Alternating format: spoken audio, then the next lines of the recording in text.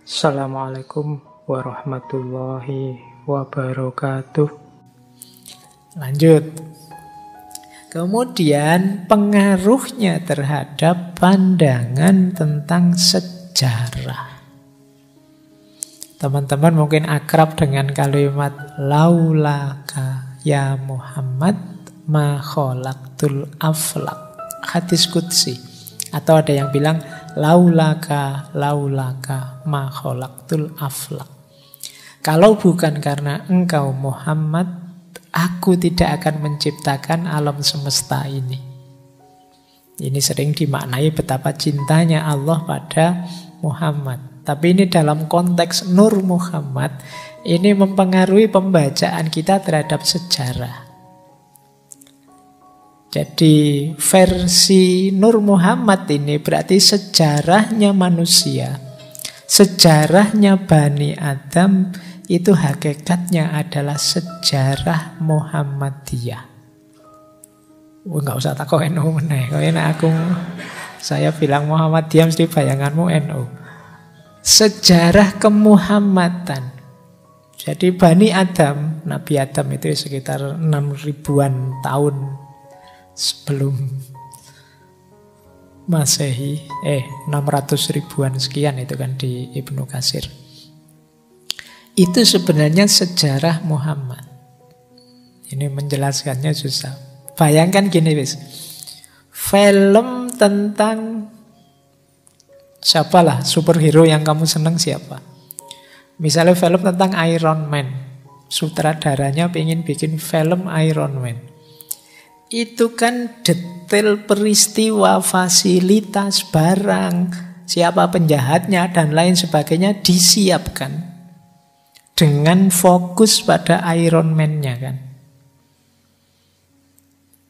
Jadi kalau film ini semacam tokoh utamanya, hero-nya. Jadi semua cerita, semua fasilitas, semua narasi itu sebenarnya mendukung sang hero ini. Itu kan kalau film. Loh, kisahnya tentang Nur Muhammad dan Nabi Muhammad dalam hidup ini mirip seperti itu. Jadi Allah itu sangat cinta pada Nabi Muhammad, maka diciptakanlah alam semesta. Dalam rangka apa? Mensukseskan manifestasi Nur Muhammad dalam diri Nabi Muhammad tadi loh. Yang itu diawali pelan-pelan sejak Nabi Adam, memuncak sampai Nabi Muhammad. Mungkin kamu tanya, tapi kok Nabi Muhammad ditaruh belakangan Pak? Loh yo lakon itu kan yo datangnya belakangan. Kalau hero itu kan yo mosok datang paling awal. Biasanya kalau sudah masalah memuncak beliau hadir. Jadi termasuk hadirmu siapapun kalian itu dalam rangka mengikuti irama naskah cerita kemuhammadan tadi. Maka sadari kemuhammadanmu itu ikuti ritmenya tokoh utama ini loh. Karena dialah yang jadi fokusnya Tuhan. Jadi dia yang paling dicintai, yang dibuatkan cerita. Mudahnya begitu. Biar kelihatan betapa sempurnanya Nur Muhammad dalam diri Nabi Muhammad, ya segala narasi, segala cerita disesuaikan.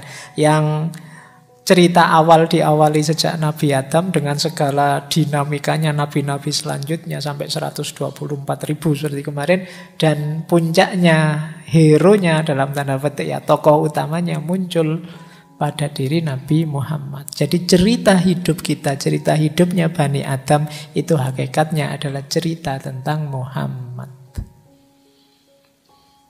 Oleh karena itu, eman-eman kalau kalian lupa dengan beliau ini. Ini tokoh utamanya di sini.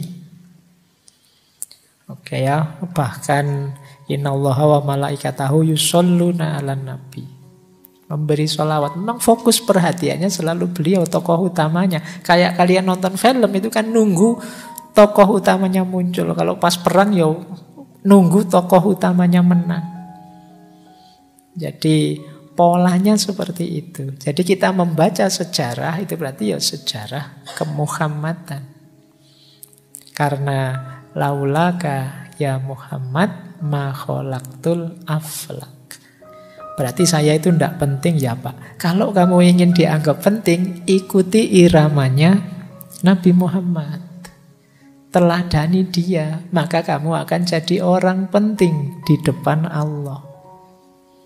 Karena kehadiranmu hakikatnya dalam rangka perwujudan cintanya Allah pada Nabi Muhammad.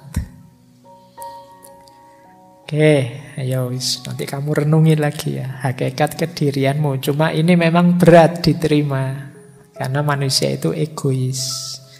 Lebih menganggap diriku yang sejati, diriku yang penting.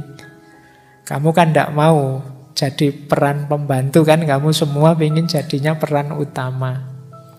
Tapi yo harus diakui Sang Maha Sutradara memposisikan peran utama itu Rasulullah. Nah, kalau kalian ingin dicintai juga oleh sutradaranya, ikuti irama hidup gaya Rasulullah. Baik, jadi ini diantara makna dari Nur Muhammad tadi. Termasuk kalimat yang masyhur ini. Laulaka ya Muhammad ma khalaqtul aflak. Kalau bukan engkau wahai Muhammad, aku tidak akan menciptakan alam semesta. Baik, kita lanjut. Satu lagi implikasi pemahaman dari Nur Muhammad tadi. Dari situ nanti, dari pandangan tentang nur tadi, berarti cahaya itu ada spektrumnya, ada tingkatannya. Ada cahaya yang hakiki, ada cahaya imateri, ada cahaya materi. Ini kita lihat ya, ini menjelaskannya pelan-pelan. Saya kasih contoh saja. Cahaya yang paling bawah misalnya, cahaya materi. Materi itu berarti yang fisik. Fisik yang mengikuti ritme cahaya. Misalnya kebaikan. Kebaikanmu sedekah. Ketika kalian sedekah misalnya memberi uang fakir miskin. Ini kan jenis aktivitas cahaya. Cuma sifatnya materi. Kelihatan. Di balik kalian bersedekah materi ini, di balik itu ada cahaya imateri, yaitu cahaya jiwamu, namanya sifat dermawan. Sifat dermawan ini sebenarnya di balik itu ada bentuk paling ideal dari sifat dermawan, misalnya yaitu ketika kalian bisa dermawan sekaligus ikhlas, tidak mengharap apa-apa selain Allah saja. Karakter puncak kedermawanan semacam ini itu karakternya Nur Muhammad. Dari mana sumbernya karakter puncak Nur Muhammad semacam ini? Dari cahaya yang hakiki, yaitu Allah. Jadi ini level-levelnya cahaya. Kalian belajar misalnya, membaca buku. Membaca buku itu belajar. Ini cahaya materi, di level materi. Aktivitas yang baik, aktivitas yang soleh. Sifatnya kan kematerian, kelihatan, bisa dilihat oleh panca indera, tapi jenisnya cahaya. Nah, ini lahir kalian bisa membaca karena cahaya imateri, yaitu kesadaranmu untuk iqra, untuk belajar. Ini kan jenis cahaya juga. Nah, pola iqra yang paling ideal itu ikutilah Nur Muhammad. Yang sumbernya cahaya yang hakiki, yaitu Allah. Nah, ini level-level cahaya namanya, spektrum cahaya. Dari level paling materi sampai level paling tinggi.